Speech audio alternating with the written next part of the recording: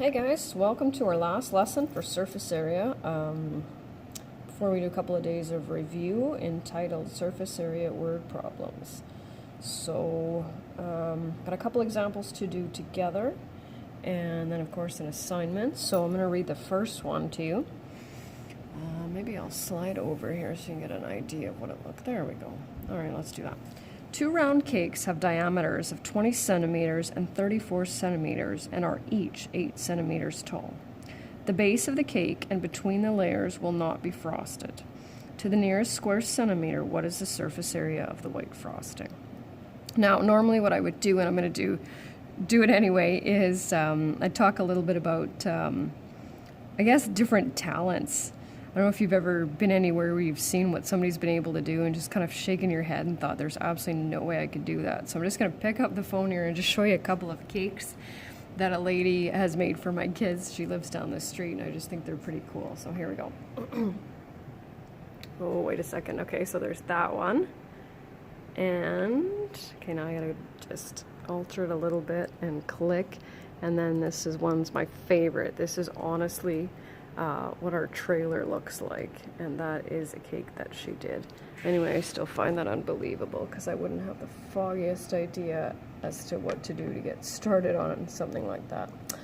Anyway, okay, so, and this is where you can do what we've been doing for the other ones, where you calculate the surface area of each cylinder and then subtract the overlap, or the other option is that you can just calculate what you need. So that means you have to be able to take those formulas that we have and manipulate them so that you're only calculating, for example, the part that's being iced. And when I teach this one, I always do it both ways, but this is where you get that flexibility to do it the way that works best for you.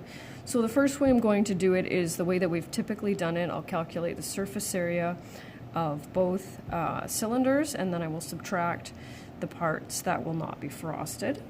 And so, I always recommend, I don't think I insist on it, but I always recommend a diagram because that just helps. So surface area of a cylinder here, and you gotta watch, because remember I've given you the diameters. So we need the radius for this. So this will be for the top layer. And it says nearest square centimeter, meaning no decimals. So we have this one, and then 34 is the other diameter, so of course we'll cut that in half.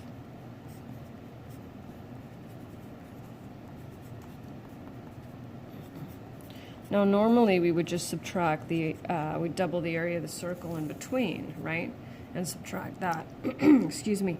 But it also says the base will not be frosted, so we have a little bit more to do as well.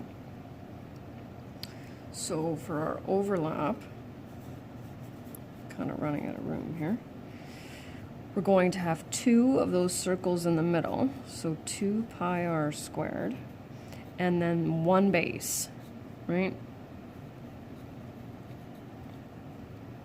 Will be, oh, better move over so you can see it, right?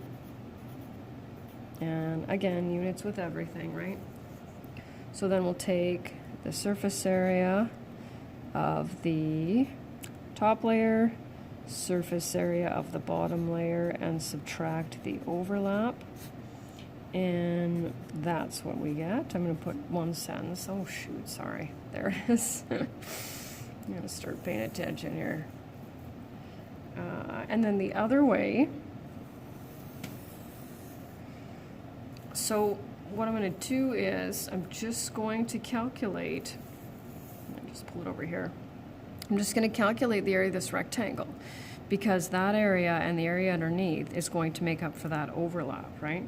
So all I need from that one is 2 times pi times r times h, right? That's the part of the cylinder that deals with the rectangle, plus, and then for the larger one, I need one of these, right? I'm just going to take off that one. So instead of going 2 pi r squared, I'm just going to go pi r squared. Plus, I need the rectangle of the bottom cylinder. So then that will be 2 pi times r times that. And that, just that, right? So that's just calculating what you need. Also gives me, unsurprisingly, the same answer as before. So it just depends on how you visualize that, if you're able to manipulate formulas or not. And then when it comes to problems, we always need sentences. So the surface area of the frosting is 2,265 square centimeters, period. There we go.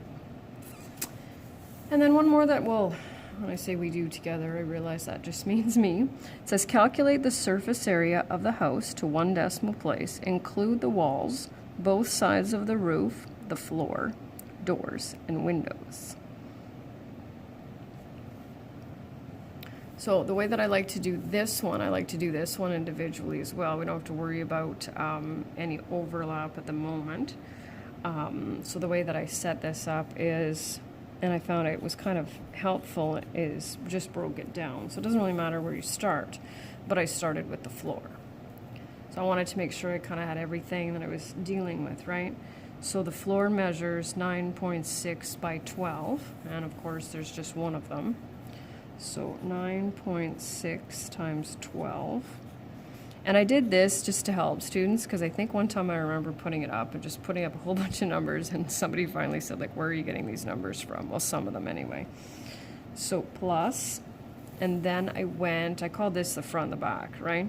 So this is 9.6 by 5.5, and we have two of those. So 9.6 and 5.5, and then I just called that front and back. Plus, and now we have the sides. So we have two sides that are 12 by 5.5. So 12, 5.5. And now we need to deal with the triangles, right? So base times height divided by 2 multiplied by 2. And you can totally set it up like that. I know that when I multiply by 2 and divide by 2, it's really multiplying by 1, right? So I just go like that. But of course, you can always divide by 2 and multiply by 2. And then what are we left with? The roof. So the roof has 2 rectangular panels that measure 6 by 12. So 2, 12, oh, and I forgot some 2's up here, didn't I? Front and back, and I forgot the 2's, and then I forgot that one there. Phew. There we go, and then that's the roof. And so then we add those all up, and we end up with a surface area of 531.4 square meters, and we always need a sentence, because I will ask you for one. Surface area.